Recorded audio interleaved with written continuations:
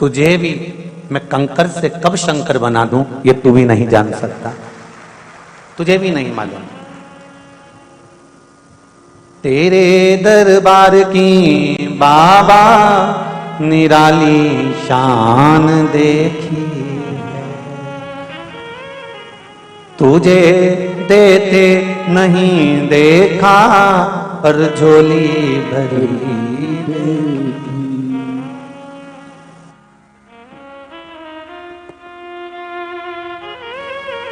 ये शिव की कृपा से प्राप्त होता है। वो दिखता नहीं है देते हुए, पर जब देता है ना तब मालूम पड़ता है कि उसने मुझे दिया है, उसने मुझ पर कृपा करी है।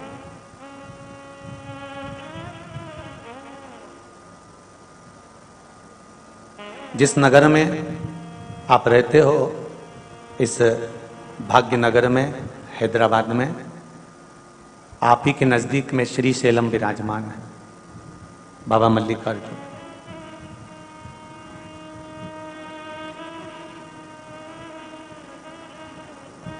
जिस श्री शैलम के पर्वत पर भगवान शंकर ने माता सरस्वती को, बागेश्वरी को सुंदर संगीत की विद्या दी है, मेरे देवादिदेव महादेव ने।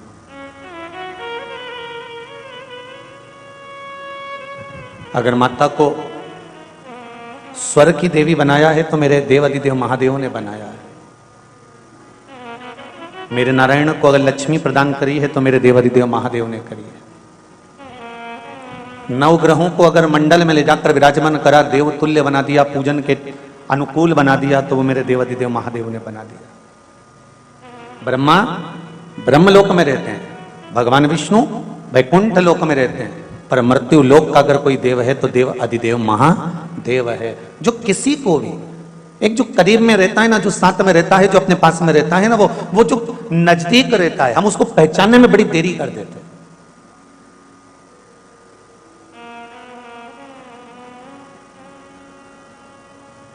हमें उसको पहचानने में थोड़ा समय लग जाता है, क्योंकि हमारी आदत में है दूर के ढोल, अरे जम के बोलो जरा, सुहावने। जो दूर के ढोल होते हैं वो थोड़े सुहावने लगते हैं, जो बहुत दूर का होता है तो उसमें ऐसा लगता है कि इसमें श्रेष्ठता होगी। एक बहू आपके साथ में रहती है और एक बहू पूना, मुंबई में, बेंगलोर में रहती है।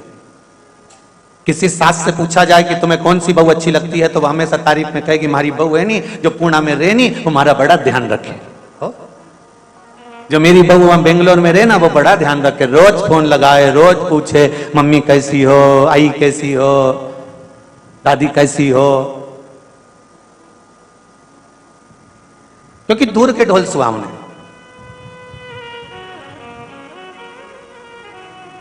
और वो बहू को मालूम है कि सास को कैसे प्रसन्न करना है। अपने को जाना ही कितने दिन के लिए, दिवाली और दशहरा, कहीं छुट्टी पड़ गई तब आ गए, 4 दिन बढ़िया मम्मी जी मम्मी जी मम्मी जी, दादी जी दादी जी दादी जी करा, और एक सोने की अंगूठी लाई और न चली। अब वो दूर के ढोल सुहावने हैं, उसने तो देख लिया कि अपन जाएंगे और थोड़ा सा तारीफ करेंगे और करके थोड़ा बहुत ले लुआ के, अब कौन आ रहा है, जब छुट्टी होगी तब देखा जाएगा, जब मंदिर कोई आदि आदि कार्यक्रम हुए, त्योहार आए तब चले जाएंगे। और जो बहू बेचारी पास में रहती है, आगे बढ़ बढ़ के काम करे, सेवा करे, उसके बाद भी विवाद भी उसी से होता है जो करीब में रहता है।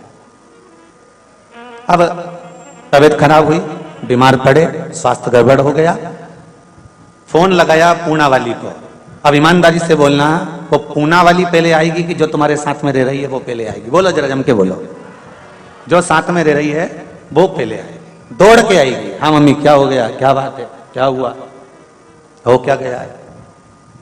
भले उससे तुम्हारी कितनी भी झगड़ा हो, कितनी भी लड़ाई हो, कितना भी तुम झगड़ा उससे कर रहे हो, कितना भी लड़ रहे हो, पर साथ कुछ देर के लिए समय की अनुकूलता में वो आपका दे जाएगी। फिर भी मन में लगता है कि वो दूर रहती है, वो पूछती है, वो ठीक है अपनी जगह पर, वो आएगी, समय पे आएगी। जब तुम्हारा उठावना हो जाएगा, उठावने से मतलब ये मत रखना कि तुम निपट गए तब, उठावने से मतलब है जब माल उठाने का समय आए तब वो आएगी। उसी तरह मेरा शिव, मेरा शंकर, मेरा ओघड़दानी, मेरा त्रिकालदर्शी, मेरा कैलाशी अविनाशी मेरा शिव इस मृत्यु लोक में विराजमान है।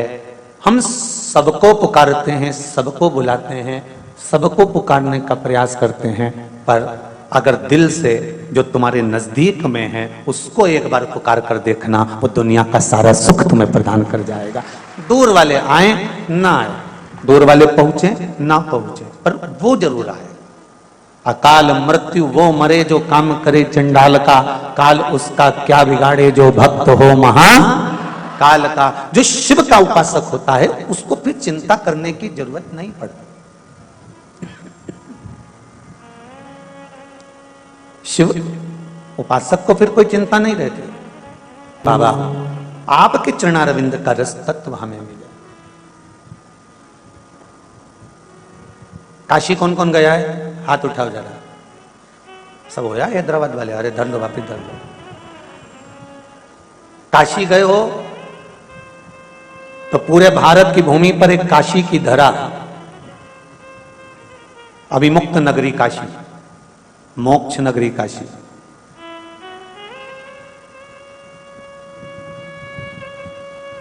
जहां नवग्रह देवों ने भगवान शंकर की आराधना करी और शिव की आराधना से शंकर भगवान के एक एक शिवलिंग का निर्माण कर कर उसका पूजन किया, और पूजन कर कर भगवान शंकर से वर प्राप्त किया कि हमें ऐसा वर दो कि हम भी देव तुल्य बनकर पूजा जाएं।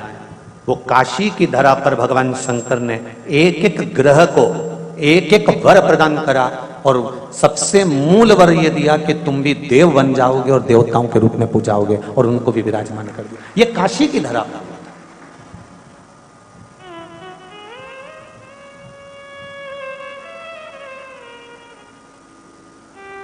बुद्ध ग्रह का शिवलिंग बुद्धेश्वर महादेव, बृहस्पतेश्वर, शुक्रेश्वर, शनीश्वर, सोमेश्वर, नवग्रह देवता के एक एक शिवलिंग का निर्माण नवग्रह देवता ने किया। अपने अपने शिवलिंग का निर्माण कर कर उसका पूजन किया, पूजन कर कर उसकी आराधना करी, शंकर भगवान से वर प्राप्त करा। आज भी काशी की धरा पर नवग्रह देवताओं ने जिस शिवलिंग की पूजन करी थी वो शिवलिंग आज भी काशी की धरा पर विराजमान।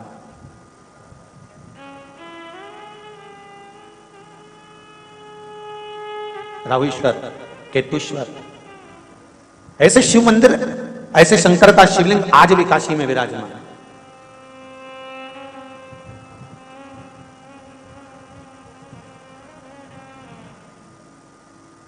और जब जब किसी का दिल दुखता है, जब जब किसी का मन दुखता है, जब जब किसी के हृदय में अगर दुख का अनुभव होता है, तो शिव महापुराण की नवग्रह शिव महापुराण की कथा कहती है, जैसे शुक्र देवता का हृदय दुखा, शुक्र देवता का मन दुखा, तो उन्होंने शंकर की शरण ली, शिव की शरण।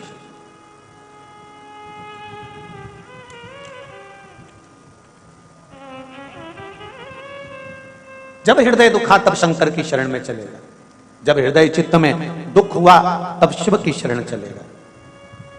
महाराज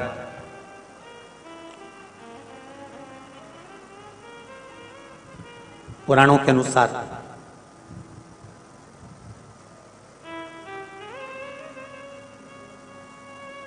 भृगु ऋषि के एक पुत्र थे जिनका नाम था कवि, जिनको शुक्र कहा गया। ग्रहों में जो शुक्र ग्रह है वो भृगु ऋषि के पुत्र के नाम से,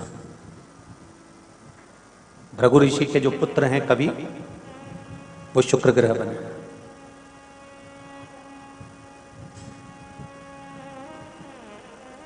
जब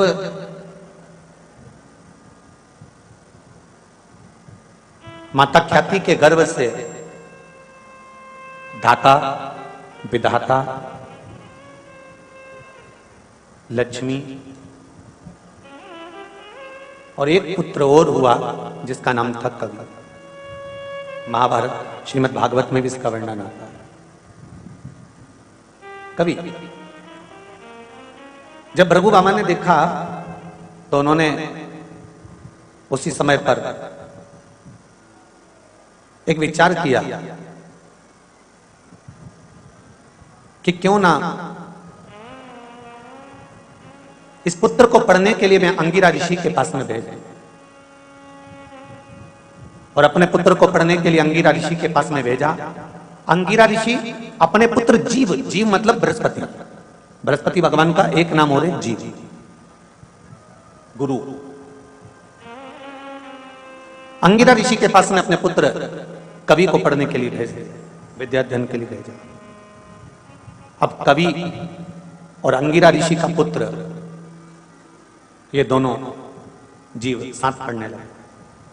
अंगिरा ऋषि इनको पढ़ाने लगे, विद्याध्ययन कराने लगे, पर समय की अनुकूलता ऐसी होती है कि अंगिरा ऋषि ने अपने पुत्र जीव पर ज्यादा ध्यान दिया, उसको पढ़ाया भी, उसके लिए समर्पित भी रहे। थोड़े दिन तक तो ठीक चला, उसके बाद अपने पुत्र की ओर जब ध्यान ज्यादा दिया गया तो कवि को ये अच्छा नहीं लगा, शुक्र को ये अच्छा नहीं लगा। और कवि को, शुक्र को जब ये अच्छा नहीं लगा तो उन्होंने अपने गुरु का स्थान छोड़कर, अंगिरा ऋषि का स्थान छोड़कर सीधे गोदावरी के तट पर गए और मां गोदावरी के घाट पर बैठकर उन्होंने शंकर भगवान का बालू का शिवलिंग बनाया और शिवलिंग बनाकर उसकी पूजन करना प्रारंभ।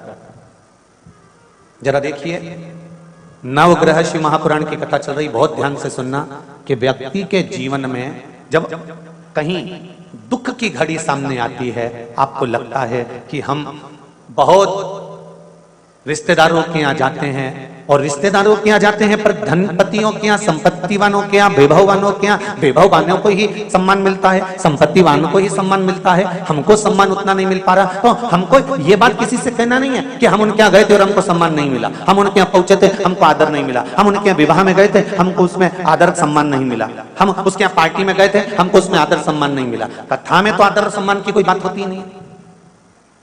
भागवत हो, रामायण हो, गीता हो, शिवपुराण हो, सत्यनारायण भगवान की कथा हो, घर में धार्मिक कोई आयोजन हो, उसमें मान और सम्मान की कोई परिभाषा नहीं होती कि हम कथा में गए तो हमको आगे बैठना था कि पीछे बैठना था कि दाएं बैठना था कि बाएं बैठना था। उसमें तो हमको यह देखना है कि जो जगह खाली हो और जहां पर जगह मिल जाए वहां पर प्रणाम करो और शंकर और कंकर को नमन कर कर वहीं आसन लगाकर बैठ जाओ तो शंकर मिल जाता है। कथा में कभी भी हमको ये नहीं विचार करना कि यहाँ जगह नहीं मिली, वहां जगह नहीं मिली, आगे नहीं बैठने दिया, पीछे नहीं बैठने दिया। हाँ, कहीं विवाह में गए, कहीं पार्टी में गए, कहीं फंक्शन में गए और वहां जाकर अगर आपको ऐसा महसूस होता है तो ये भी बात किसी को कहने की नहीं होती। जब मन दुखे, हृदय चित्त में जब घात लगे तो फिर आपको केवल एक काम करना है कि कहीं शिव की शरण में पहुंच जाना है, शंकर की सेवा में लग जाना है, फिर शिव जानेगा कि करना क्या है। शुक्र ने वही करा। गोदावरी नदी के तट पर शुक्र ने शंकर भगवान का पार्थिव शिवलिंग का निर्माण करा, उसकी पूजन करना प्रारंभ करा।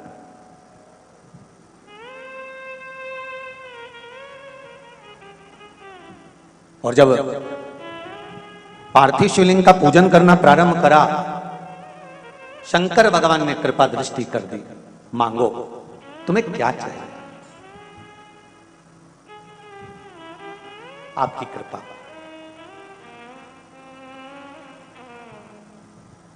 आपकी कृपा चाहिए।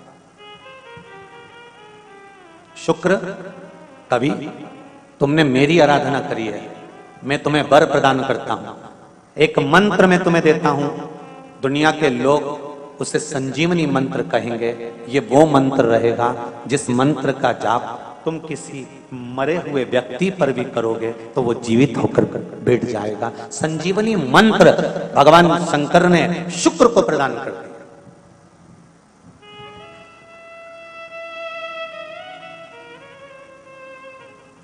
संजीवनी मंत्र।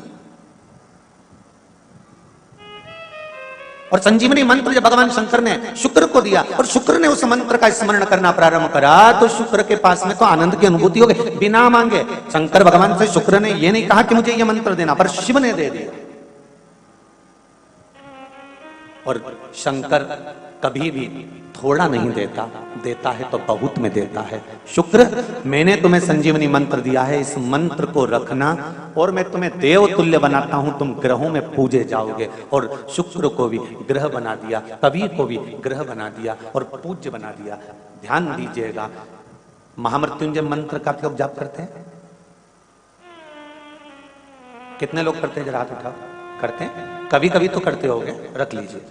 महामृत्युंजय मंत्र का यदि आप जाप करते हो और आपको मालूम पड़ गया कि शरीर में मुझे ये रोग हो गया है, मुझे शुगर हो गया है, मुझे बीपी हो गया है, मेरा ब्लड प्रेशर ऊंचा नीचा रह रहा है, कोई भयंकर रोग, मेरे रिश्तेदार को कोई कैंसर जैसा रोग हो गया, किसी को कोई थायराइड हो गया, किसी को कोई किडनी और लीवर में सूजन हो गई, किसी को कहीं किडनी और लीवर में तकलीफ हो गई। तो शिव महापुराण की कथा कहती है, नवग्रह शिव महापुराण की कथा कहती है कि बेलपत्री के वृक्ष के नीचे महामृत्युंजय मंत्र का जाप जो शुक्रवार की शुक्रवार घी का दिया लगाकर करता है, उसके रोग बाबा देवादिदेव महादेव समाप्त करते चले जाते हैं। यह संजीवनी मंत्र शुक्रवार के दिन भगवान शंकर को शुक्र को दिया था, इसलिए उसकी प्रधानता है।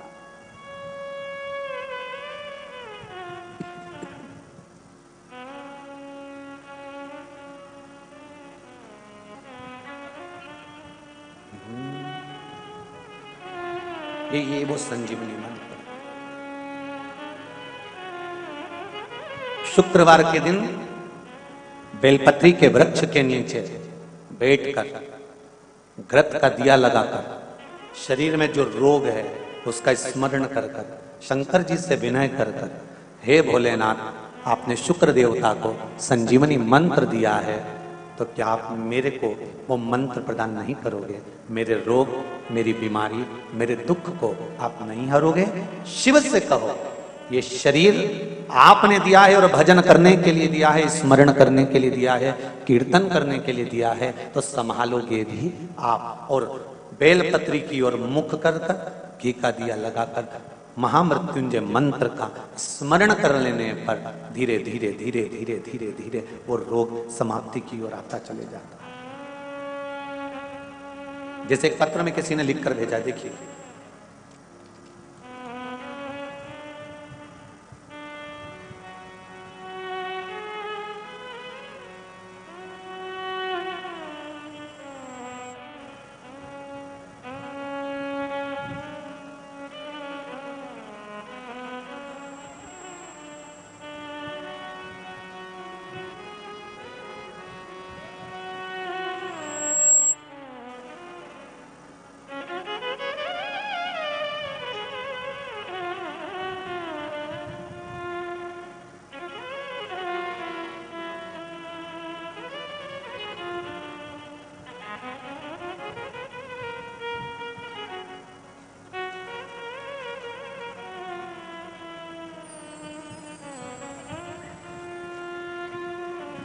सुषमा जी खामकर नांदेड़ महाराष्ट्र से आई हैं, कहीं बैठी हैं, आप ही हैं, दोनों हाथ हिला दो एक बार। हर हर महादेव। आपने पत्र में लिखा है, महाराज जी नांदेड़ शहर से हैं, पिछले सावन से हम शिव महापुराण की कथा सुन रहे हैं। पार्थिव शिवलिंग की पूजन आपने शिवरात्रि को बताई थी और वो हमने कराई थी। तब से आज तक प्रति माह शिवरात्रि को शिव पूजा हम कर रहे हैं। महाराज, हमने सपने में भी सोचा नहीं होगा, लेकिन पहले 3 महीने में हमारे पुणे शहर में फ्लैट हो गया है और परसों उसकी रजिस्ट्री हो गई है। बाबा को धोख लगाने आए हैं कि ये ना सोचने के बाद भी शिव जी ने प्रदान करा है। बैठिए, हर हर महादेव, विराज, हर हर महादेव। ये शिव कृपा, आपकी भक्ति, श्रद्धा, विश्वास और उसकी दृढ़ता।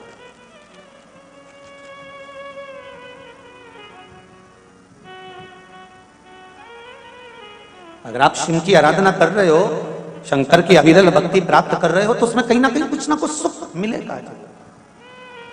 तेरा ही दिया मैंने खाया पिया है, तेरा शुक्रिया है, तेरा शुक्रिया है। मुझे भोले बाबा ने बहुत दे दिया है, तेरा शुक्रिया है, तेरा शुक्रिया है।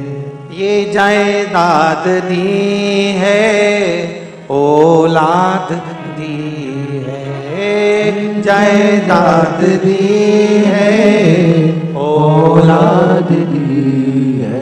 मुसीबत में हर वक्त इमदाद दी है, मुसीबत में हर वक्त इमदाद दी है। तेरा ही दिया मैंने खाया पिया है, तेरा दिया मैंने खाया पिया है, तेरा शुक्रिया है, तेरा शुक्रिया है।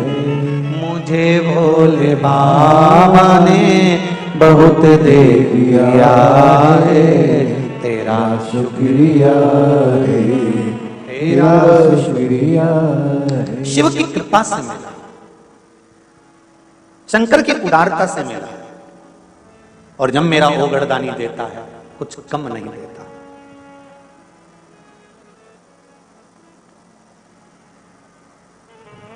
सारी समस्या का हल, अरे जरा जम के तो बोलो भाग्यनगर वालों, अच्छी जरा खुश होकर बोलो, सारी समस्या का हल एक लोटा जल। बहुत है, घर से लेकर चलोगे और उस जल से वास्तु दोष, पितृ दोष, काल सर्प दोष, 3 दोष एक लोटे जल से समाप्त हो जाएंगे और जीवन अपने आप सुखी हो जाएगा। शिव महापुराण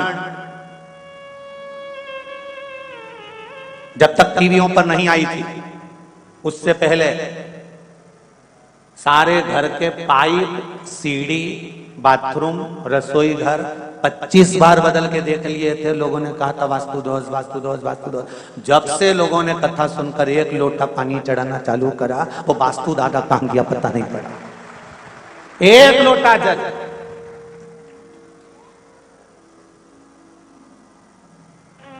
कहां गया पितृदोष, कहां गया वास्तु दोष, कहां गया काल सर्प दोष? क्योंकि शिव पुराण को सुन सुनकर हमने अपनी गलतियों को छांटना प्रारंभ कर दिया। हमने दूसरे की गलती नहीं छांटी, हमने अपनी छांटी है कि कमी कहां है। कमजोर कड़ी ढूंढ ली कि हमारी कड़ी कमजोर कहां से।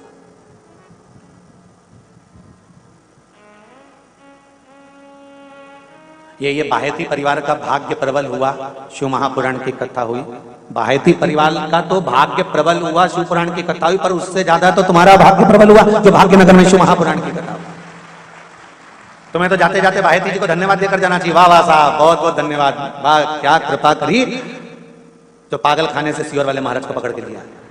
तो ये तो कृपा कहीं शिव की हुई है, उदारता हुई। और बाहेती परिवार पर भी ये कृपा कहीं पूर्वजों की हुई, और पूर्वजों पर भी ये कृपा कहीं शंकर भगवान को इस बाहेती परिवार के किसी व्यक्ति ने, किसी पूर्वज ने शंकर भगवान के 16 सोमवार करे होंगे, व्रत करा होगा, सोमवार के व्रत करे होंगे, तब जाकर शिव महापुराण की कथा मिली। भाई ऐसे ही मिल जाए।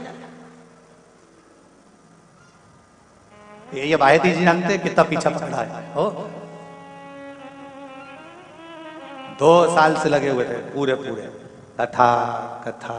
आशीष जी, समीर जी, आशीष जी, समीर जी, फोन पे बात करना, फोन लगाना, कथा की तारीख, फिर कब की बुकिंग करते करते करते करते आज भगवान ने योग संजोग बनाया है।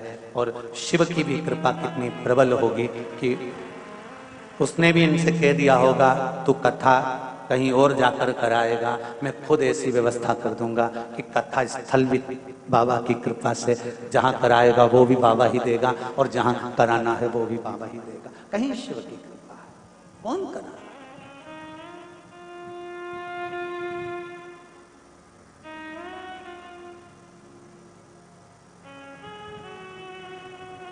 और जितने लोग आस्था चैनल के माध्यम से शिव महापुराण की कथा सुन रहे हैं, फेसबुक, यूट्यूब पर सुन रहे हैं, सोशल मीडिया के माध्यम से श्रवण कर रहे हैं, उन सब से कहूंगा बाबा की कृपा है जो भाग्यनगर से अपन कथा सुन रहे हैं, वो भी नवग्रह। अपने ग्रह को सुधारना। हम दुनिया को सुधारने के लिए ना चलें, हमें अपने आप को सुधारना है। और जिस दिन हम अपने आप को सुधार लेंगे उस दिन अपना राष्ट्र सुधारने में देरी नहीं लगेगी। अपन सुधरे, घर सुधरा, मोहल्ला सुधरा, नगर सुधरा, फिर राष्ट्र सुधरा, अपने को देरी का।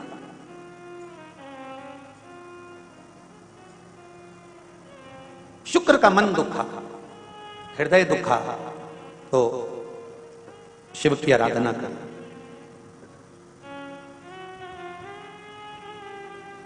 और शिव की आराधना का फल क्या मिला? कि संजीवनी मंत्र शुक्र को प्राप्त हो गया और शुक्र ने उस संजीवनी मंत्र के बल पर ना जाने कितने मरे हुए को जीवित कर दिया।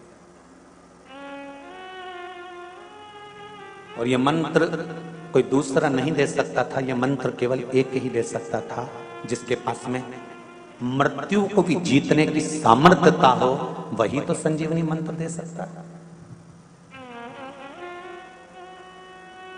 प्रथम सुख जम के बोलो क्या है?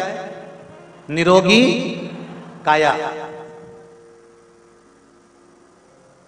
किसी ने कहा कि प्रथम सुख घर में माया।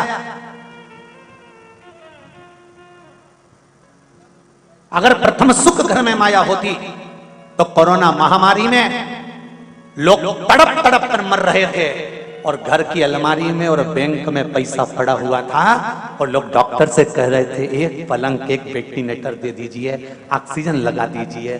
तो बताओ धन काम आया? प्रथम सुख निरोगी काया।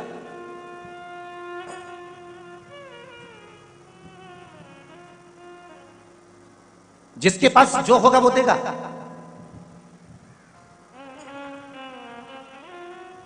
भगवान विष्णु ने लक्ष्मी जी को देखकर भगवान शंकर से कहा, भोलेनाथ जी, प्रभु जी, शिव जी ने पूछा क्या बात है? शंकर भगवान ने पूछा क्या हो गया नारायण? नारायण कहते हैं प्रभु वो लक्ष्मी जी की जो माता है ना ख्याति देवी, वो आपकी पूजन करती है। तो आपकी पूजन करती हैं तो ख्याति देवी का मन लक्ष्मी जी का विवाह आपके साथ करने का है। शंकर भगवान बोले मैं लक्ष्मी से विवाह कर ही नहीं सकता।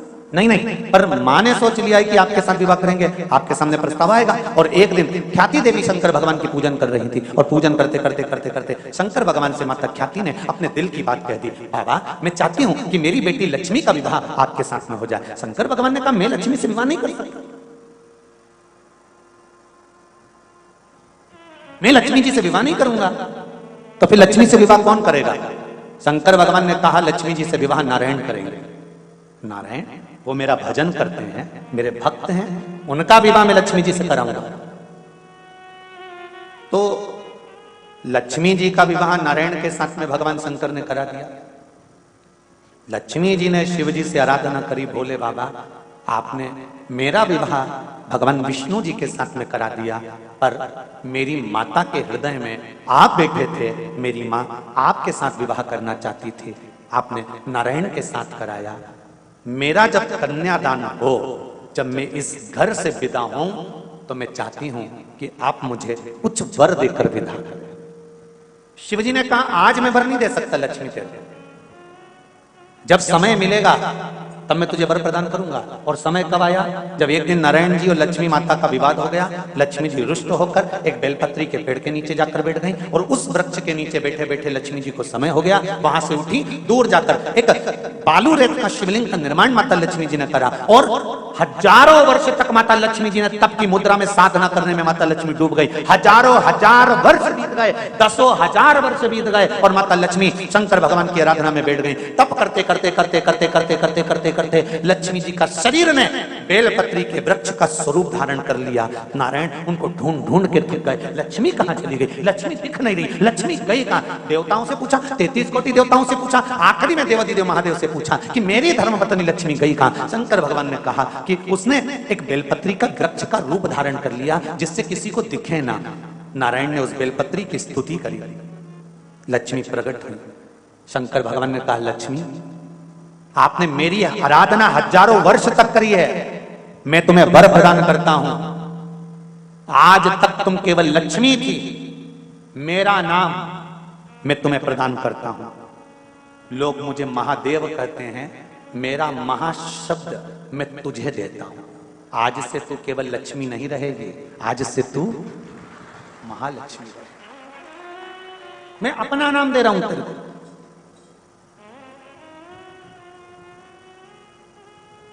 इसलिए सनातन धर्म के अंतर्गत वर्णन किया गया शंकर भगवान की आराधना में, शिव की आराधना में, जब तुम्हें लगता है कि तुम्हारा व्यापार नहीं चल रहा, कोई तुम्हें धोखा दे रहा है, लक्ष्मी नहीं आ रही, बहुत चिंता में पड़े हुए हो, बहुत टेंशन में जिंदगी चल रही है, बहुत बीमारियां तुमको घेर ली है और चारों तरफ अंधेरा ही अंधेरा नजर आ रहा है, तुमने विचार करा अब मैं तो मर जाऊं तो अच्छा, मैं सुसाइड कर लूं तो अच्छा, मैं मर जाऊं तो अच्छा। तो मरने से पहले एक काम कर देखना, शंकर भगवान की आराधना कर देखना, शिव पर एक लोटा जल चढ़ाकर देखना। और ज्यादा चिंता ज्यादा टेंशन हो तो बेलपत्री के जड़ को घिसकर उसका चंदन बनाकर शंकर को लेपन कर कर उसकी भी आराधना कर कर देखना कि बेल चंदन का फल क्या है।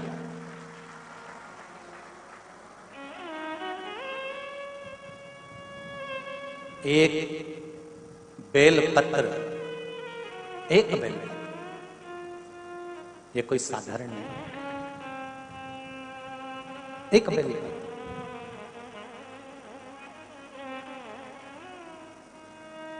इसकी नीचे की डंडी से लेकर ये दो पत्तियां जहां लगी हैं और दो पत्ती से लेकर ये बीच की जो पत्ती है उसमें जो गेप है, उसमें जो जगह दिख रही है आपको, ये दो पत्ती से लेकर बीच की पत्ती के बीच में जो जगह खाली रहती है, 33 कोटि देवी देवताओं विराजमान रहते हैं इस बीच की जगह में। जब शिव जी को चढ़ाया जाता है तब इस पत्ती के बीच की जगह शंकर के शिवलिंग पर रखा जाता है, तो शिव जी इतने प्रसन्न होते हैं कि मेरी स्तुति करने के लिए ये भक्त 33 कोटि देवताओं को लेकर आया है मेरी स्तुति करने के लिए। लोग चावल लाए, लोग अंबारियां लाए, धन लाए, दौलत लाए, संपदा लाए, पर एक शंकर का भक्त ऐसा होता है जो एक बेलपत्री के रूप में 33 कोटि देवताओं को, 64 योगिनियों को, आदि शक्तियों को शंकर को समर्पित करता है।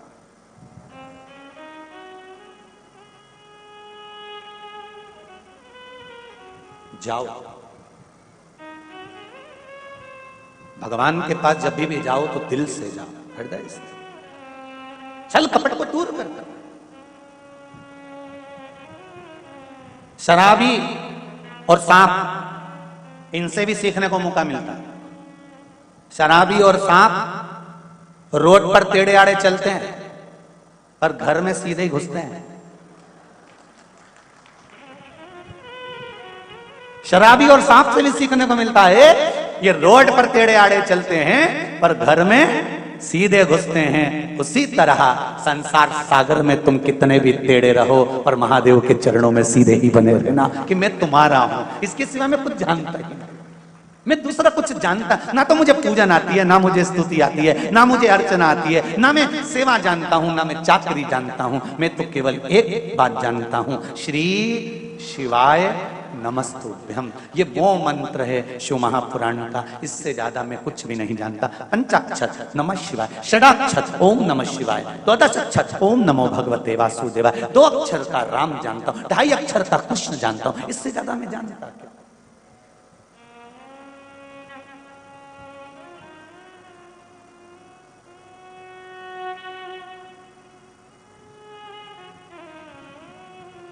हमें इससे ज्यादा कुछ आता नहीं महाराज।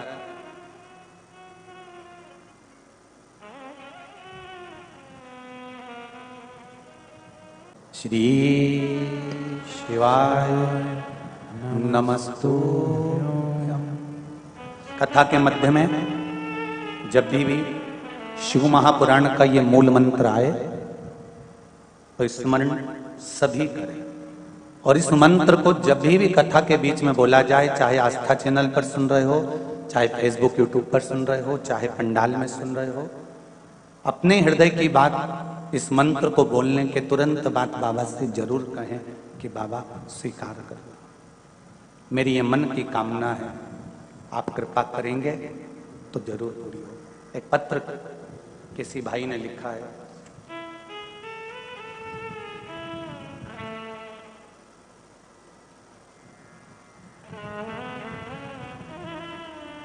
मेरा नाम सतीश राय है, मैं जिला रायसेन, ग्राम रामपुरा खुर्द से आया हूँ। गुरुदेव, मुझे बाबा ने ऐसी कृपा कर दी है कि मैं उनकी कोई कथा छोड़ना नहीं चाहता हूँ, इतना बाबा ने कर दिया। पहली कथा त्रिपुंड शिव महापुराण की रायसेन में सुनी, कथा के पंडाल में। फिर मैंने कथा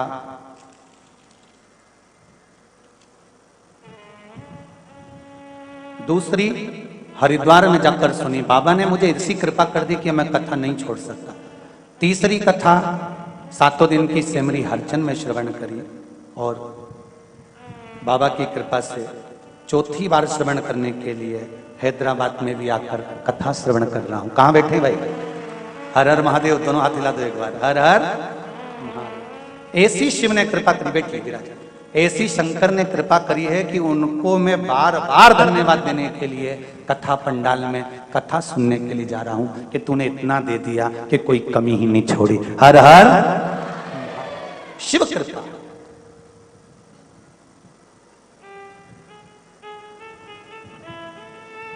एक पत्र और है बड़ा सुंदर, उसको भी देखिए। हम तो सोच रहे थे कि हैदराबाद में कोई पत्र ही नहीं रहेगा, पर मालूम क्या था, यहाँ भी भंडार भरे हैं बाबा ने।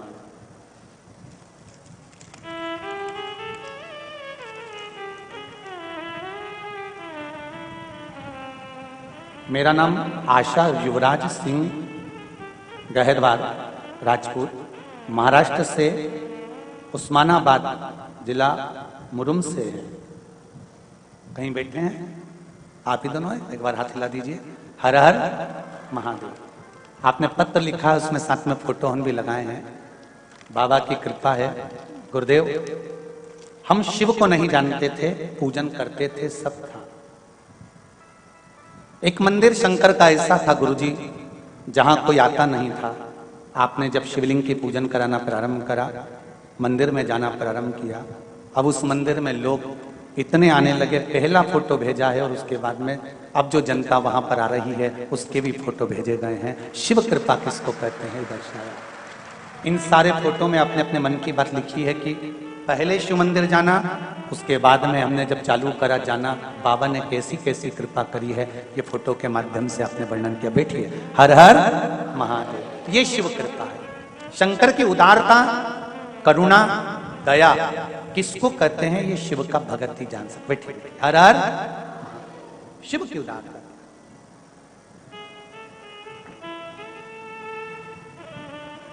और फिर कहूंगा, भाग्यनगर वालों बड़े किस्मत वाले हो जो आपको इस भाग्यनगर में, इस हैदराबाद में शिव महापुराण की कथा सुनने का मौका मिला।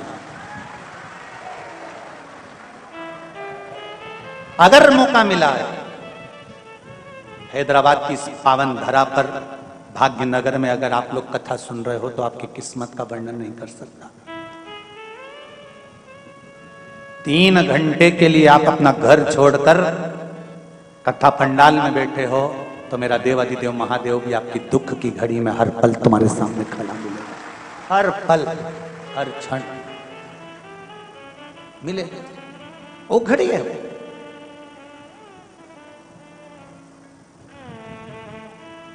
एक देवराज नाम का ब्राह्मण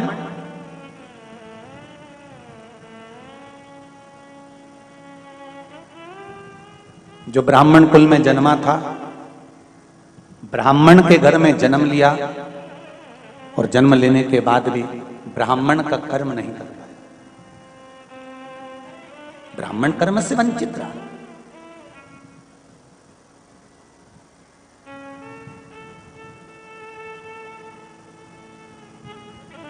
ब्राह्मण कुल में जन्म लेने के बाद अगर आप ब्राह्मण कर्म से वंचित रह भी गए तो मेरा एक निवेदन रहा है, वो हमेशा कहता हूं, कोई अगर ब्राह्मण कुल में जन्म लिया है, ब्राह्मण कर्म से अगर वंचित रह गया है, रह जाने दो, पर आप अपने मुख से किसी की निंदा मत करो कि वो ब्राह्मण होकर ऐसा कर रहा है, वो ब्राह्मण होकर ऐसा कर गया। हमें निंदा नहीं करनी।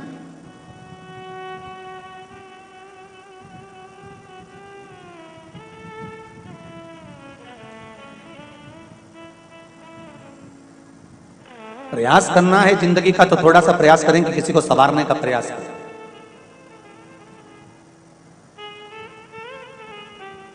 कोयल और कौआ दोनों में मीठा कौन बोलता है? जम के बोलो। कोयल। कोयल जब मीठा बोलती है तो कौए को अच्छा नहीं लगता। जैसे ही कोयल बोलना चालू करती है तो कौआ भी काऊ काऊ करने लगता है। सुनना तुम, जब कोयल बोलेगी ना तो कौआ चिल्लाने लगेगा। कौआ चिल्ला सकता है, कोयल की आवाज को दबा सकता है, पर क्या कौआ कोयल जैसी मधुर वाणी ला सकता है? अरे जम के तो बोलो। नहीं। निंदा करने वाला किसी व्यक्ति पर लांछन लगा सकता है, अपशब्द कह सकता है, उसके लिए आड़ा टेढ़ा बोल सकता है, उस पर उंगली उठा सकता है, उस पर आरोप लगा सकता है, पर निंदा करने वाला, आरोप लगाने वाला क्या कभी अपने आप को सुधार सकता है? कौआ मधुर वाणी नहीं ला सकता और निंदा करने वाला कभी निंदा करना छोड़ नहीं सकता। शिव पुराण कहती है तो एक काम कोयल जैसा करो, वो चीख चीख कर कोयल आवाज लगाकर दूसरी जगह जाकर बैठ जाती है। कौवे के मुंडे ही नहीं लगती, वो मुंह ही नहीं लगे कौवे।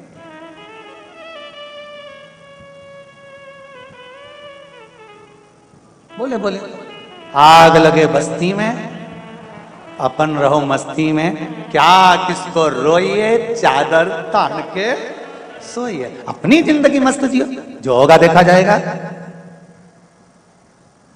अपन क्यों रोकर जीवन निकालें?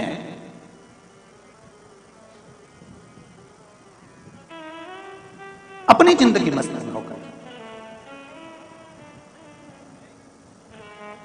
महाराज, महाभारत ग्रंथ के वन पर्व में तीर्थ यात्रा पर्व, और उस तीर्थ यात्रा पर्व के 96 नंबर के अध्याय में एक बड़ी सुंदर कथा है। अगर आपके घर में महाभारत की किताब हो, पुस्तक हो, पोथी हो, वैसे तो महाभारत की पोथी तुम्हारे यहां होगी नहीं क्योंकि तुम महाभारत कम करते हो, तो पोथी रखोगे। महाभारत ग्रंथ के अंतर्गत, काव्य के अंतर्गत वन पर्व के यात्रा पर्व में, यात्रा पर्व के 96 नंबर के अध्याय में एक सुंदर चरित्र वर्णन आता है शंकर के भगत का, शिव भक्त का। दो थे, एक का नाम था आतापी और दूसरे का नाम था बतापी। दोनों असुर है, दोनों राक्षस है, आतापी भी और बतापी। 96 नंबर का अध्याय महाभारत का वन पर्व, तीर्थ यात्रा पर्व, उसका 96 अध्याय कहता है इन दोनों ने शंकर भगवान की आराधना करी, शिव से वर प्राप्त करने के। और शंकर भगवान की आराधना कर भगवान शंकर से निवेदन करा, विनय करा, प्रार्थना करी, शिवलिंग का निर्माण करना, पार्थिव शिवलिंग बनाना, बदल बदल कर शिवलिंग का निर्माण करते जाना। कभी बालू का शिवलिंग, कभी मिट्टी का शिवलिंग, कभी पीली मिट्टी का, कभी लाल मिट्टी का, कभी काली मिट्टी का, कभी सफेद मिट्टी का, कभी बालू का, कभी स्वर्ण का, कभी अंबर का, कभी पीतांबर का, जो उनसे बन सकता था वैसा शिवलिंग का निर्माण कर उसकी पूजन।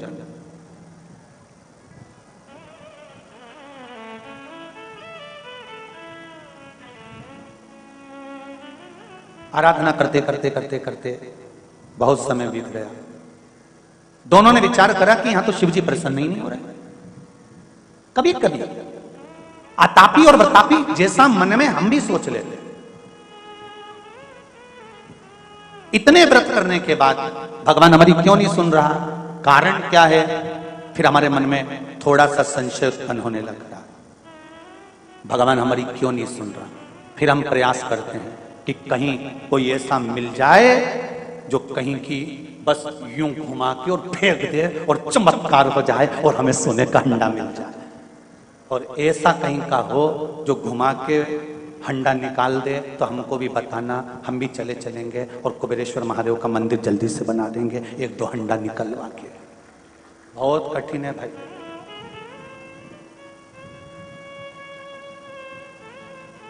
विश्वास अगर करना तो केवल एक भगवान पर, देव आदिदेव महादेव, बाकी का सब झूठा। परिवार के लोग भी आग लगाकर शमशान में से चले जाएंगे, कौन बात करने आएगा? अभी तो तुम सब लोग आपस में बात कर लेते हो, जब आग लगाकर चले जाएंगे तुम अकेले धधकती हुई ज्वाला में पड़े रहोगे। वो कहे ना, जब तन में उठेगी ज्वाला कोई पास ना आने वाला, भक्तों की सुन के पुकार रे तू नंदी ले कर आ जाना। मेरे मेरे दीन बंधु भगवान रे, भक्तों की सुन कर आजा। तन में ज्वाला उठेगी, परिवार के लोग आग लगाकर चले जाएंगे, कोई नहीं रहेगा। तब शमशान में केवल आप और एक रहेगा, मेरा देव अधिदेव महादेव, कोई दूसरा नहीं मिलने वाला, वो तुम्हारे सामने होगा, कोई नहीं।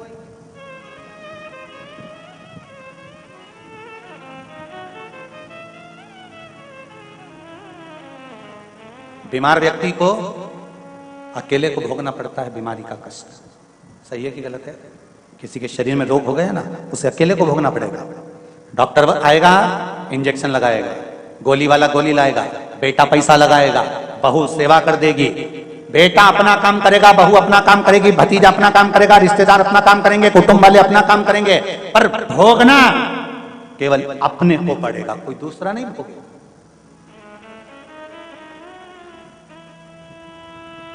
कर्म का भोग भोगना अपने को।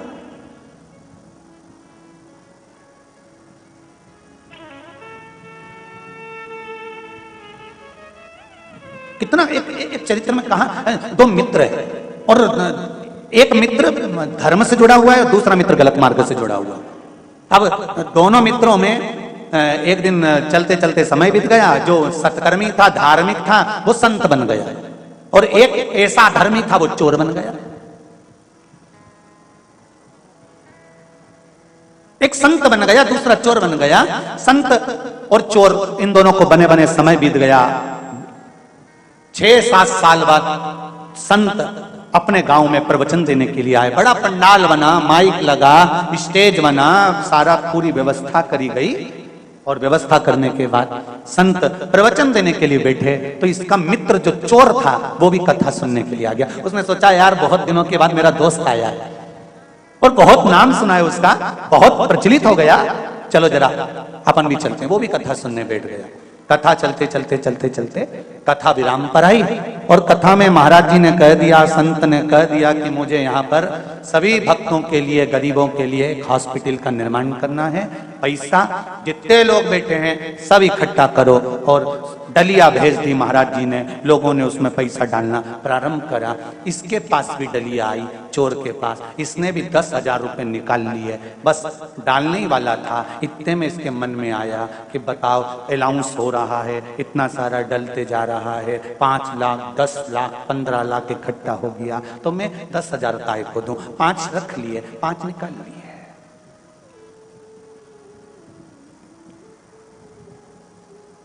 फिर डलिया घूमती घूमती घूमती घूमती इसके पास पहुंची। अब डलिया में पैसा और बढ़ गया, 25 लाख इकट्ठा हो गया। फिर इसके पास डलिया आई, इसने कहा लोगों ने इतना दे दिया, मैं काय को 5,000 दूंगा। उसने 5,000 में से 4,000 वापिस रख लिए, 1,000 निकाल लिया, 1,000।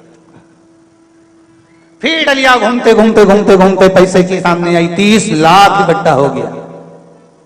अब इसने वो 1,000 भी जेब में रख लिए। इतनी देर में चली गई लाइट।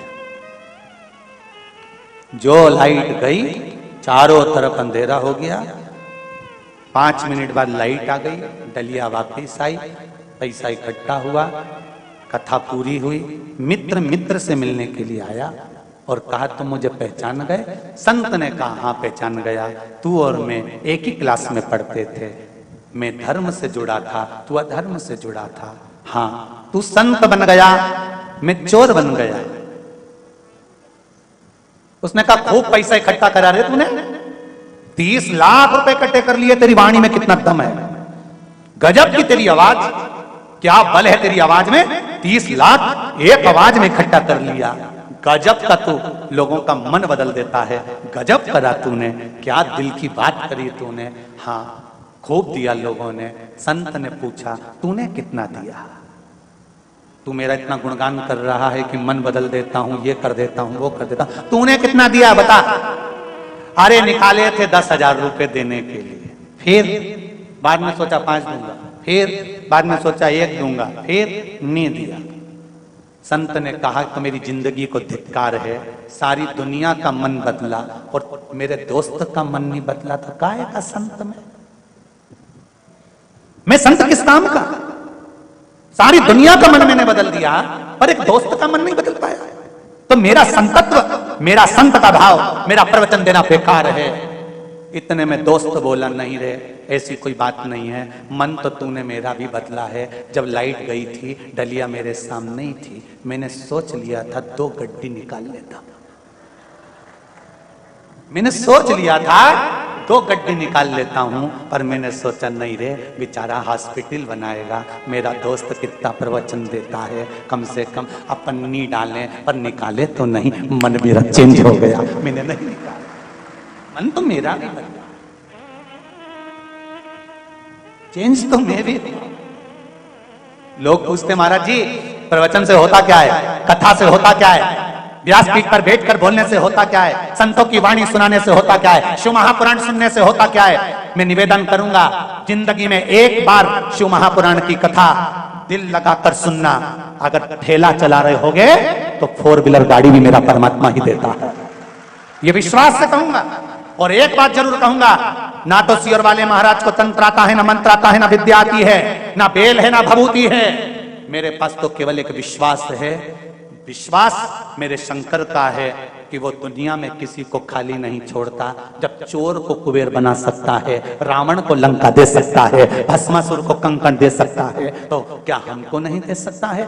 बस शिव की आराधना करना, इस मन चित्त और बुद्धि को भ्रम से हटाना और उसकी आराधना में लग जाना। जिस दिन तुमने शंकर के मंदिर जाना चालू कर दिया, उस दिन से तारीख लिख लेना कि इतनी तारीख से शंकर जी पे मैं जल चढ़ा रही हूँ, पशुपति व्रत कर रही हूँ, बेलपत्र चढ़ा रही हूँ, चावल का दाना चढ़ा रही हूँ, मूंग चढ़ा रही हूँ, एक फूल चढ़ा रही हूँ या बेलपत्र। जिस दिन से तुम शिव की आराधना चालू कर दो, उस तारीख से लेकर 3 महीने तक उस तारीख को मिलाने का प्रयास करना कि जिंदगी में संकट आया और कटा कि नहीं कटा, दुख आया मिटा कि नहीं मिटा, और लक्ष्मी की कमी थी तो पेट उसने भरा कि नहीं भरा, वो तारीख निकाल कर की। और आज बाहेती परिवार को भी कह रहा हूं, जितना जितना आप शिव महापुराण में ये व्यवस्थाओं में लोगों को प्रसाद आदि में बिठाने में, पानी पिलाने में या कथा के अंतर्गत जो भी खर्च करो, उसको एक डायरी में लिख कर रखना। आज की तारीख से लेकर कुछ महीने की बाद की तारीख मिलाना कि मेरे शंभू ने वापिस 1000 गुना कर लौटाया कि नहीं लौटाया। वो कृपालु, वो दयालु, उसकी करुणा।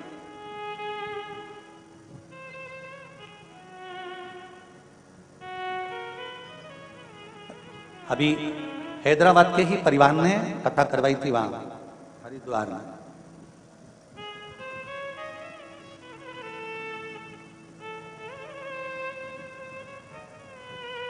जब उनका फोन समीर जी आशीष जी के पास आया तो उन्होंने कहा हम हरिद्वार कथा करा कर आए हैं, पर बाबा ने ऐसी कृपा कर रखी है कि बाबा चाहेगा तो दूसरी कथा भी जल्दी ही करा देगा। ये शिव तत्व, ये ओघड़ी तत्व है, ये शंकर।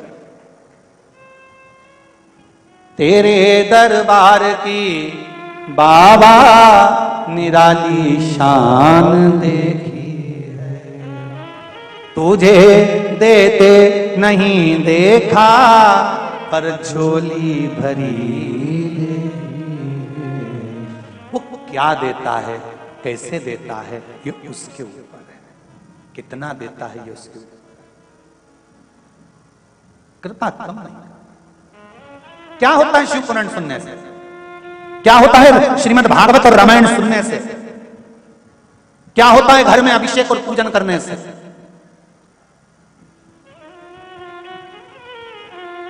शिव पुराण कहती है ये दिल, ये मन, ये चित्त, ये वृत्ति, ये बदल जाती है, शंकर के चरणों में पहुंच जाती है। अतापी वृतापी महाभारत के 96 अध्याय में वर्णन आता है वन पर्व के अंतर्गत कि इन दोनों ने शिव की आराधना की अनायास। जैसे देवराज ब्राह्मण कुल में जन्म लेने के बाद ब्राह्मण तत्व से दूर था। ब्राह्मण का काम क्या है? शास्त्र पढ़ना, शास्त्र सुनाना, भजन करना, कीर्तन करना, स्मरण करना, पूजन कराना, पाठ कराना, मंत्र जाप करना, संध्या करना।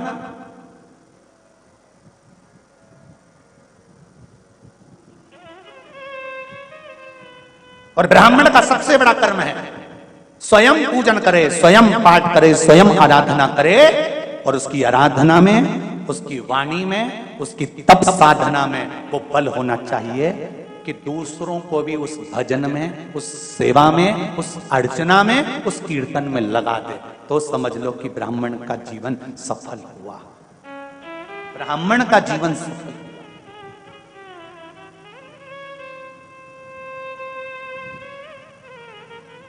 शिव मंदिर जाते हो आप लोग? कितने लोग जाते हैं? जरा हाथ उठाओ। सभी जाते हो? बहुत बढ़िया, रखो जरा, रखो। धन्यवाद, बहुत बहुत। जाना चाहिए। तेरे मंदिर में आना मेरा काम है और मेरी बिगड़ी बनाना तेरा काम। जाते रहो। दुख होना तो भी जाना, तकलीफ हो तो भी जाना, शरीर में कष्ट हो तो भी जाना, और प्रसन्न होकर जाना। जिसके पास में धन नहीं होता, जिसके पास में पैसा नहीं होता, और वो भी कटे हुए सेवफल का मोबाइल, क्या बोलते हैं, हाँ समझ गए ना तुम, एप्पल का मोबाइल, ठीक है। जिसके पास पैसा ही नहीं है, धनी नहीं है, संपदा ही नहीं है, किराए के मकान में रहता है, दूसरे के घर में काम करता है और एप्पल का मोबाइल लेके घूमता है, तो ना जाने कजन कितनों के तो दिल को खटकता होगा। दूसरे के यहाँ काम करे, दूसरे की गुलामी करे, और मालूम पड़े सुंदर 4 व्हीलर गाड़ी से नीचे उतरे तो दूसरे को तो खटकता होगा। ईमानदारी से तो बोलो रे, खटके कि नहीं खटके? उसी तरह शरीर में जब कष्ट हो, बीमारी हो, घर में संपदा नहीं, धन नहीं, दौलत नहीं, पैसा नहीं, दुख पर दुख है, और शंकर जी के मंदिर तुम रोज जा रहे हो, तो शंकर जी को भी खटकता है, इतना दुखी होने के बाद भी मेरा भजन कर रहा है, जा अब तू सुखी हो जा, ले जा मेरी तरफ से दे देता। खटकता तो दुख तो होता हो, तकलीफ तो होती हो।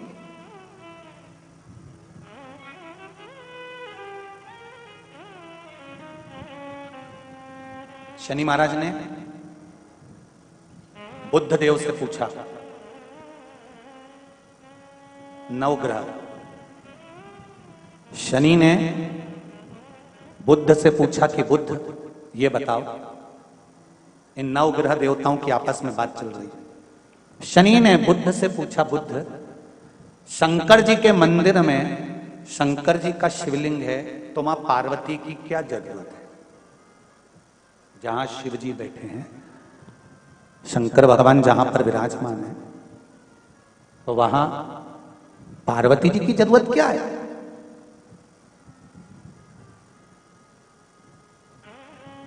जब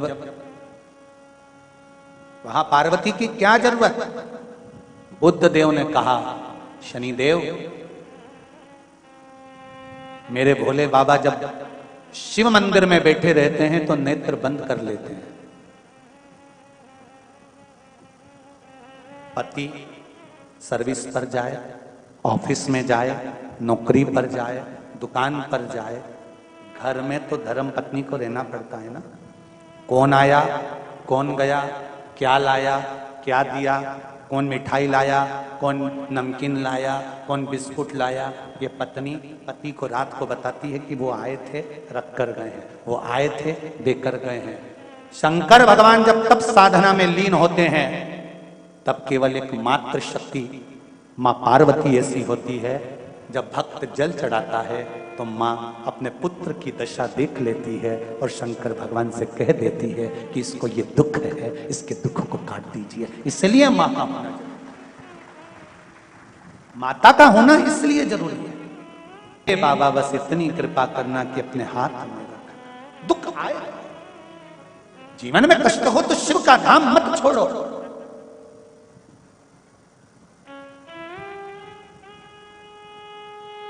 शिव की चौखट मत छोड़ो। ज्यादा तकलीफ हो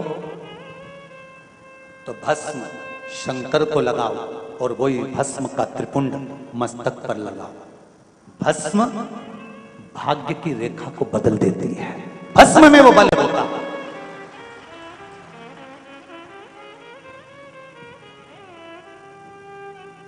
भस्म में वो बल होता है कि भाग्य की रेखा को भस्म बदल देती है।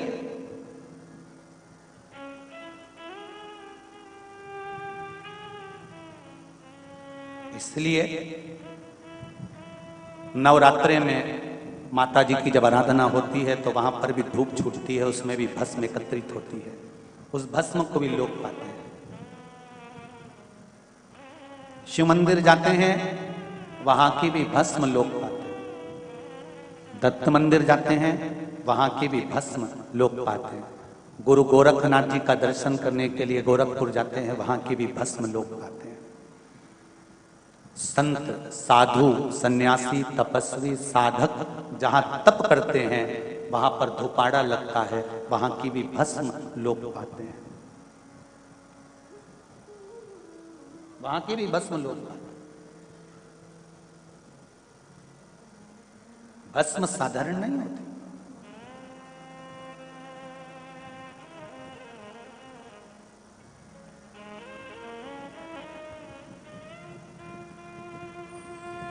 महाराज शिव कृपा कर रहे हैं, शंकर की कथा कर रहे हैं। आतापी व्रतापी इन दोनों ने शिव की आराधना करी। अलग अलग शिवलिंग का निर्माण करना। मणिमती नगर में ये लोग निवास करते थे और मणिमती नगर में रहकर तप साधना करते थे।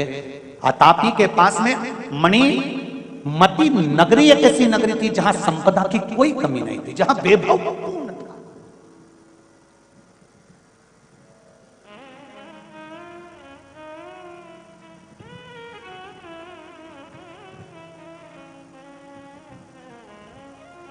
भाग्यनगर है ये, हैदराबाद। क्यों कहते हैं इसको भाग्यनगर? अगर कोई इस नगर में आकर छोटे से छोटा भी काम करता है ना, धीरे धीरे धीरे धीरे माता लक्ष्मी की कृपा इस पर होना प्रारंभ हो जाती है और बाबा भोलेनाथ उसका हाथ पकड़कर उसको आगे बढ़ा ही देता है। इसलिए इसको भाग्यनगर कहते हैं।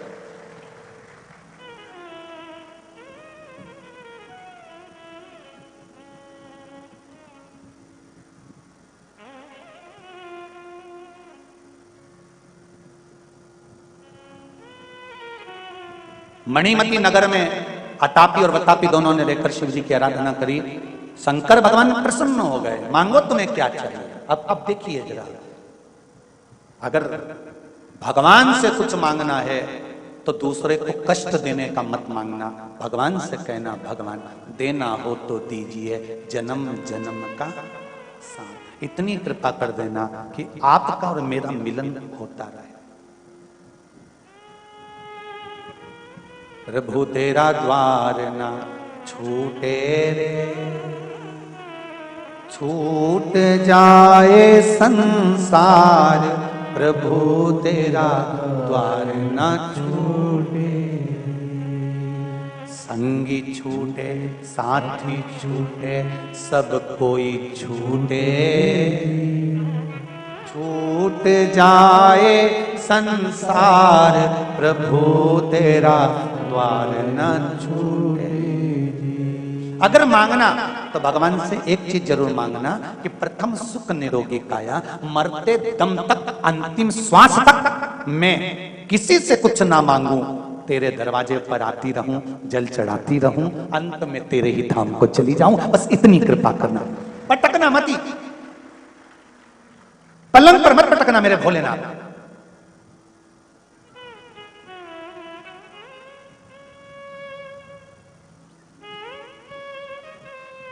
ऐसी दशा मत करना। घर के लोग 4 बार गीता जी सुना दिए, 2 बार गंगा जल पिला दिए, अम्मा फिर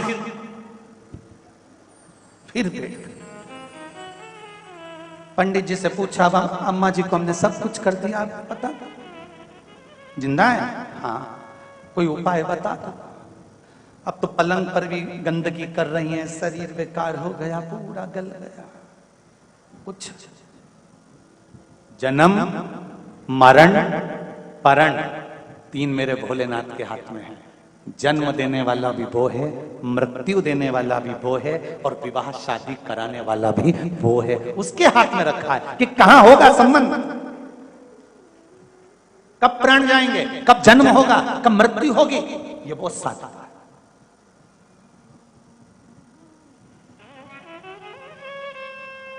उसके सिवाय कोई नहीं।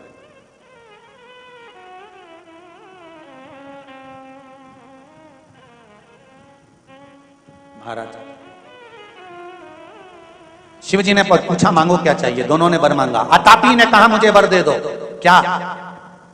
अगर कोई मर भी गया है और मैं उसको आवाज लगाकर बुलाऊं तो वो जिंदा दौड़कर वापिस आ जाए। अब शंकर तो शंकर है,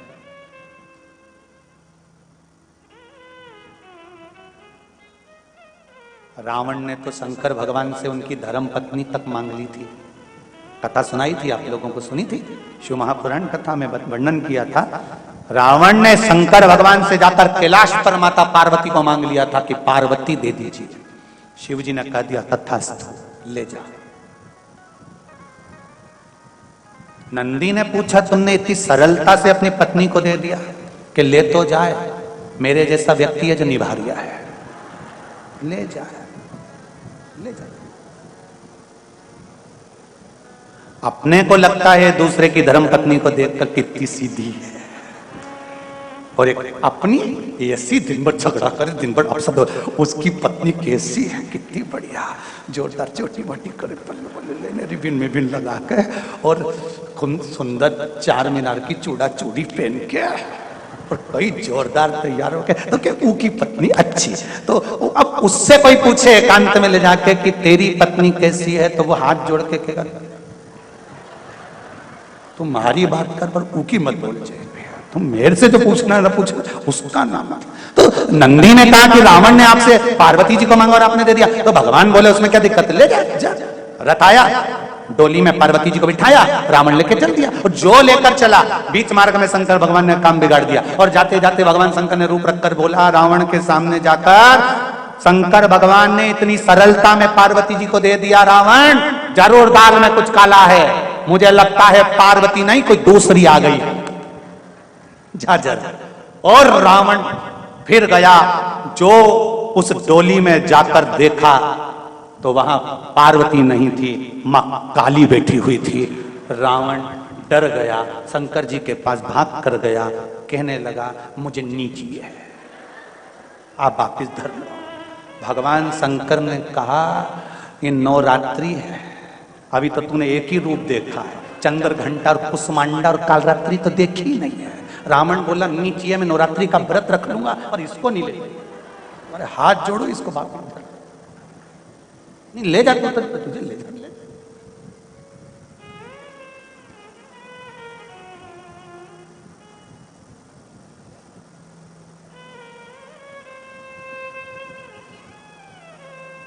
अब कहना सरल है, लड़की देखने जाओ तो साहब बिल्कुल बहुत सीधी सादी लड़की, गुरुजी इतनी बढ़िया लड़की, इतनी बढ़िया लड़की, हम 15 लोग गए गुरुजी लड़की देखने, बिल्कुल नहीं बोली, इतनी सीधी, मुंह से आवाज नहीं निकली।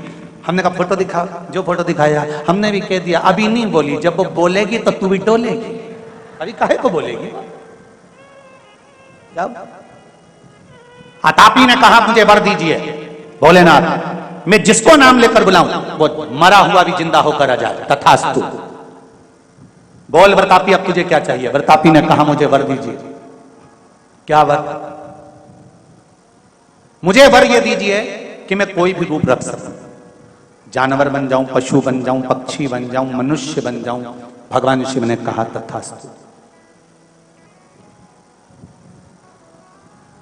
अब ये थे तो असुर, राक्षस, दोनों ने विचार कर लिया, चलो अब अपने घर में संतान नहीं है, किसी एक ऋषि के पास चलते हैं, ब्राह्मण के पास चलते हैं, संत के पास चलते हैं, और वहां चलकर ब्राह्मण से संत की कामना करते हैं। शिव जी से वर मांगा, ब्राह्मण के पास पहुंच गए, ब्राह्मण देवता से जाकर कहा कि हमको एक संतान की जरूरत है, हमें आपका पुत्र दे दो। ब्राह्मण ने पुत्र नहीं दिया, इनको क्रोध आ गया।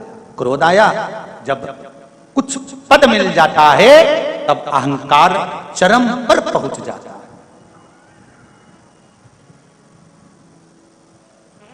शब्द बदल जाते हैं,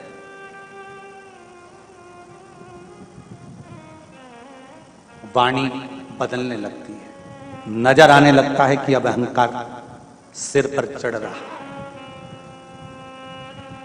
हमें वर दीजिए, हमारे को पुत्र दीजिए। ब्राह्मण ने पुत्र नहीं दिया।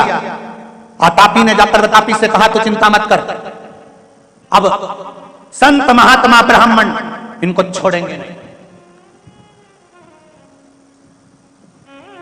प्रतापी ने कहा, तापी अगर हम संत ब्राह्मणों को मारेंगे तो लोग क्या कहेंगे? अरे तू क्यों चिंता करता है, हम संत ब्राह्मण को ऐसे मारेंगे ही नहीं। क्या करोगे तो फिर? कुछ लीला दूसरी करेंगे।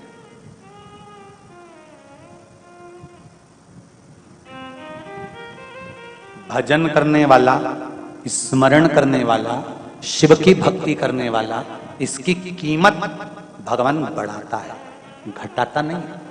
वो कहते हैं ना जैसे कि मकान रोड पर हो तो उसकी कीमत होती है। बोलो सही है कि गलत है? अरे बोलो रे जरा, सही है। मकान रोड पर होगा तो उसकी कीमत होगी, खेत रोड पर होगा तो उसकी कीमत होगी, गार्डन रोड पर होगा तो उसकी कीमत होगी, पर इंसान रोड पर होगा तो उसकी कीमत नहीं होगी।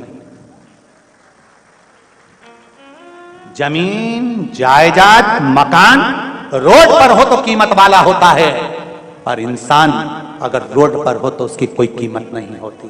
शंकर भगवान कहते हैं मकान रोड पर हो चलेगा, ना चलेगा वो उसके ऊपर है, पर इंसान अगर रोड पर होने के बाद भी शंकर के मंदिर के दरवाजे की रोड पर होगा तो शिव कहते हैं उसकी भी कीमत होगी, उसकी भी कीमत होगी।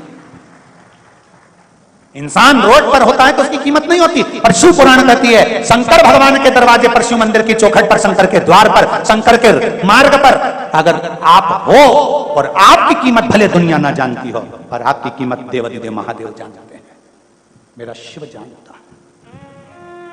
दुख है, तकलीफ है, कष्ट है, शंकर के मंदिर जाओ, मुस्कुरा कर जाओ।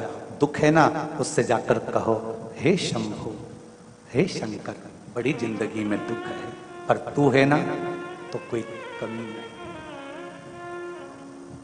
कोई एक लाइन आप लोग गाते हो हमेशा, तेरा साथ है तो मुझे क्या कमी, तेरा साथ है तो मुझे क्या कमी, अंधेरों में मिल रही।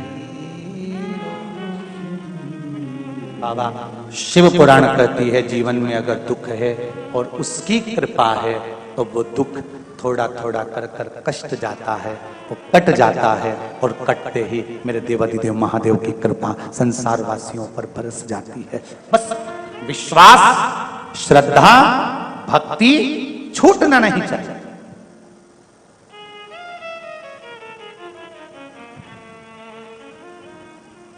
भक्ति टूटे ना।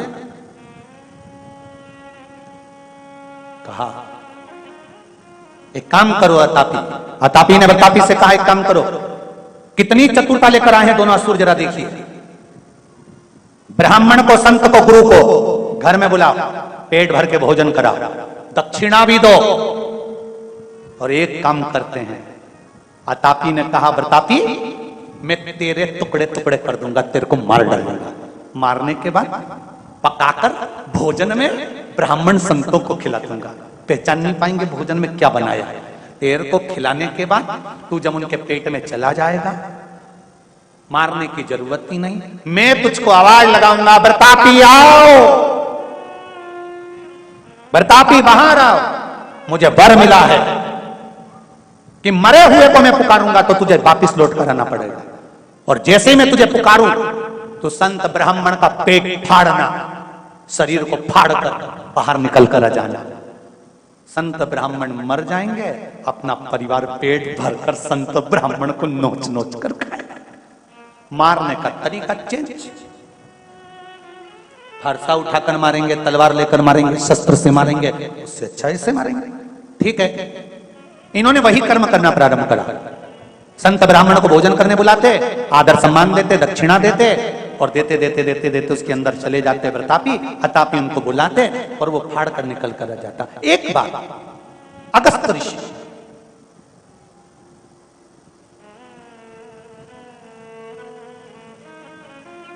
ये तो हो गई 96 नंबर अध्याय की बात महाभारत के वन पर्व तीर्थ यात्रा पर्व। अब महाभारत के वन पर्व तीर्थ यात्रा पर्व के 98 नंबर अध्याय की बात का स्मरण करो कि अगस्त ऋषि जब विवाह करे, विवाह करने के बाद जब अगस्त ऋषि ने विवाह कर लिया लोपामुद्रा से, विदर्भ नरेश की पुत्री लोपामुद्रा के साथ में जब अगस्त ऋषि का मंगल विवाह हो गया, महाभारत का 98 नंबर का अध्याय कहता है लोपामुद्रा ने अगस्त ऋषि से कहा मुझे कुछ मुद्रा की जरूरत है घर को चलाने के लिए। अगस्त ऋषि धन लेने के लिए गए और शत्रवा जी के यहां पर जब धन लेने के लिए गए तो उन्होंने कहा अगस्त बाबा से मेरे पास में सारा लेखा जोखा है, अगर धन चाहिए तो आप देख लो, मेरे पास में जितना होगा मैं आपको दे दूंगा। उन्होंने लेखा जोखा देखा तो शत्रवा के पास में तो कोई धन था नहीं, उन्होंने दूसरे को पास भेजा, दूसरे के पास भी धन नहीं था। फिर किसी ने कहा अतापी के पास में धन बहुत सारा। अगस्त ऋषि आपको अगर धन चाहिए, संपदा चाहिए, मुद्रा चाहिए तो अतापी के पास चलो। अतापी के पास गए। अगस्त ऋषि जैसी अतापी के पास गए, अतापी और बतापी ने दोनों ने उनका खूब सम्मान करा, आदर करा, बिछाए बिठाया, सुंदर बिठाकर उनके चरण धोए, चरण धोकर उनके चरण का जल पिया, चरण जल पिया तो अगस्त ऋषि को लगा कितना कृपा पात्र है, कितनी सेवा कर रहा है, गुरुजी भोजन कर कर जाना। अगस्त ऋषि ने कहा ठीक है भोजन तैयार कर। इन्होंने फिर वही चाल चली, प्रतापी के टुकड़े टुकड़े करे, मार दिया, भोजन तैयार किया, भोजन तैयार कर कर अगस्त ऋषि को कराया। अगस्त ऋषि ने जैसे भोजन किया उधर में प्रतापी पहुंच गया और भोजन कर कर जैसे प्रतापी जैसे अगस्त ऋषि जाने लगे, अतापी ने आवाज लगाया प्रतापी भैया बाहर आओ। अगस्त ऋषि को लगा अभी कुछ देर पहले तो प्रतापी भी दिख रहा था पर प्रतापी दिखा नहीं और ये आवाज लगा रहा है अतापी की प्रतापी भैया बाहर आओ। अगस्त ऋषि को लगा कि मैंने आज भोजन करते समय पानी नहीं पिया है। देखिए सनातन धर्म, दुनिया के लोग कुछ भी लीला चालू करा देते हैं और दुनिया के लोग वो लीला के पीछे पड़ जाते हैं, समझते कुछ नहीं। सनातन धर्म क्या कहता है, बच्चे को अगर दूध पिलाया है मां ने तो गीले हाथ कर कर बच्चे के मुंह पर हाथ फेर दे पानी का। बोलो सही है कि गलत है? अरे बोलो नहीं माता, सही है गलत है? बच्चा नाश्ता कर कर गया है, गीले का भले उसने पानी नहीं पिया तो गीले का हाथ लेकर होठ पर फेर दे या फिर उसको पानी पिलाकर भेजे। घर से कुछ खाकर जा रहे हो, थोड़ा सा पानी पीकर जाइए। क्यों? हमारे सनातन धर्म में पहले जब भोजन करने बैठते थे तो पानी का गिलास लेकर, लोटा लेकर, चरू लेकर बैठते थे, जग लेकर बैठते थे। क्यों? दुनिया के लोगों ने कह दिया भोजन करने के बाद पानी आधे घंटे बाद पीना चाहिए। पहले के लोग क्या मूर्ख थे? अरे बोलो तो जम के, जितने उम्र में तुम मर रहे हो वो तो 90 साल दांत तक नहीं गिरते थे, रोटी के साथ ही पानी पीते, क्योंकि उन्होंने महाभारत सुन रखी थी।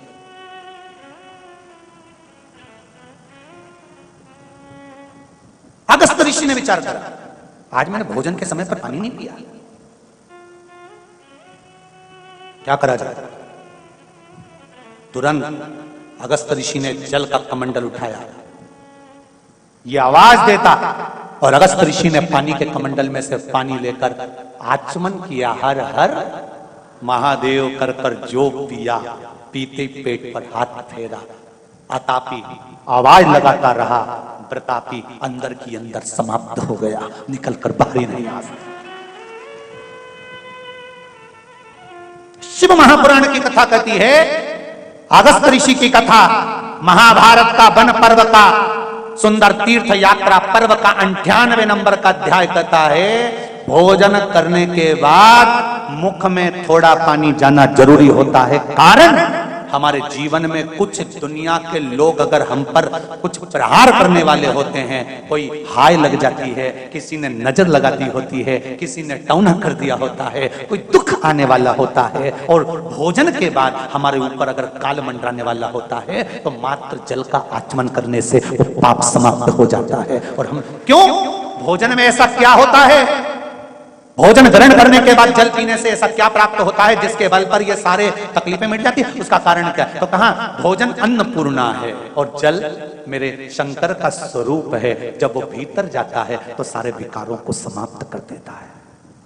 अब लोगों ने एक नई धारणा बना ली कि भोजन करने के आधे घंटे तक पानी मत पियो, मत पियो। हम भी कह रहे हैं नहीं पीना है, मत पियो। पाचन क्रिया में, अग्नि में अगर तुमको कोई तकलीफ आ रही है तो मत पियो। पर निवेदन है कम से कम एक घुट का पानी, कम से कम आधा गिलास, थोड़ा सा आचमन जितना तो पीना चाहिए, जिससे मुख का जल भीतर चले जाए और जो अंदर कुछ तकलीफ हो जीवन की वो समाप्त हो। अगस्त्य ऋषि ने आचमन किया, अतापी बुलाता रहा। अतापी ने कहा व्रतापी बाहर निकलो, व्रतापी बाहर निकलो, व्रतापी जल्दी आओ। पर व्रतापी नहीं आया। अतापी को लगा जरूर कोई बात है। उन्होंने अगस्त्य ऋषि का चरण पकड़ा। अगस्त्य ऋषि का चरण पकड़कर स्मरण किया कि मेरा भाई व्रतापी गया कहां गया?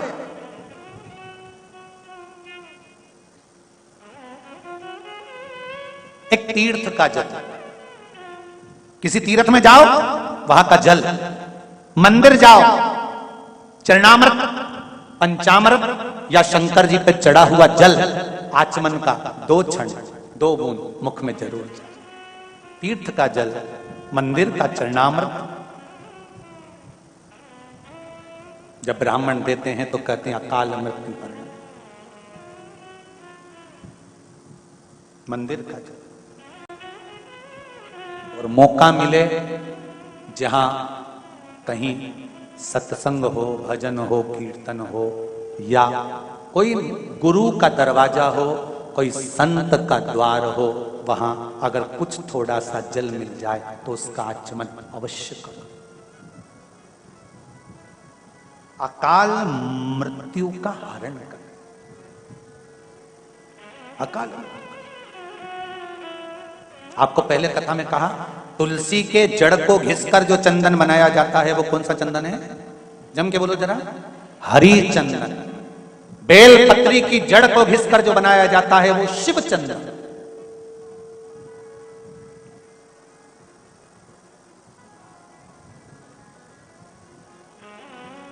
बहुत कष्ट होने पर ही इसका प्रयोग किया जाता है, बहुत कष्ट।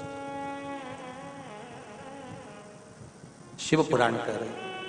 अतापी ने आवाज लगाई, व्रतापी नहीं आया तो अतापी को लगा जरूर कोई बात है। अतापी ने जाकर अगस्त्य ऋषि के चरण पकड़ लिए, मुझे क्षमा कर दो, मेरा भाई कहां है? अगस्त्य ऋषि ने कहा वो तो उदर में ही समाप्त हो गया, मैं क्षमा चाहता हूं। आप मेरे यहां क्यों आए थे? धन लेने के लिए, मैं दान देता हूं। उसने एक रथ भरकर सोने की मुद्राएं अगस्त्य ऋषि को दे दी। अगस्त्य ऋषि उस मुद्रा को लेकर चले। अतापी ने सोचा अब मारूंगा इसको। अगस्त्य ऋषि को मारने के लिए अतापी पीछे से भागा।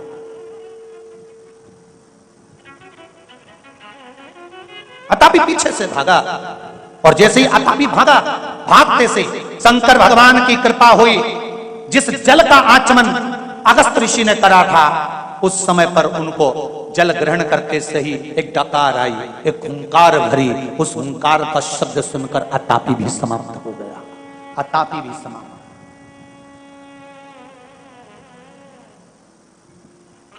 शंकर भगवान पे चढ़ा हुआ जल जो बहकर जाता है उसको 3 जगह पर जरूर लगाना चाहिए। ध्यान से सुनिएगा।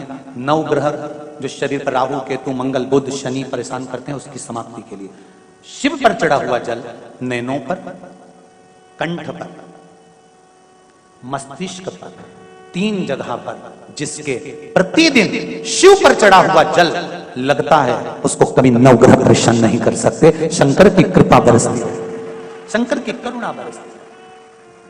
उस जल का तेज पुंज है। देवराज शिव भक्ति नहीं करते थे पर शिव कथा सुनकर परम गति को पाए। बिंदु और चंचुला देवी। चंचुला ने बिंदु की मुक्ति के लिए शिव महापुराण की कथा का रस तत्व ग्रहण करना चाहा। भगवान शंकर पार्वती ईश्वर जी और गोरा जी बनकर शिव महापुराण की कथा के मुख्य यजमान का पद ग्रहण कर ईश्वर जी गोरा जी बनकर शिव महापुराण कथा सुनने के लिए आ रहे हैं। जोरदार ताली बजाएं। ईश्वर जी और गोरा जी पधार रहे हैं, गणा और गोर पधार रहे हैं। बोल काशी विश्वनाथ भगवान की। कल कथा में श्रवण करेंगे कि शंकर भगवान ने मंगल ग्रह को जब उत्पन्न करा था, तो मंगल ग्रह को उत्पन्न करने के बाद मंगल को समाप्त करने के लिए, जिसकी राशि में मंगल होता है विवाह नहीं होता है, तो शंकर भगवान को क्या चढ़ा दे कि मंगल राशि वाले का भी ग्रह सुधर कर उसका मंगलमय विवाह हो जाए। तो कल की कथा में श्रवण करेंगे। बड़े प्रेम से आनंद से 2 बजे से 5 बजे तक की पावन कथा को आप श्रवण कर रहे हैं। हैदराबाद की इस भाग्य नगर की पावन धरा से, इस पुण्यमय आनंदमय स्थल से आप सब पधार कर इस पावन कथा का लाभ लीजिए। यजमान परिवार से निवेदन है आकर ईश्वर जी और गोरा जी का पूजन करें। यजमान परिवार पधारें। कुछ सूचनाएं आशीष जी दे रहे हैं, उसके बाद में फिर आरती का क्रम रहेगा। हर हर महादेव।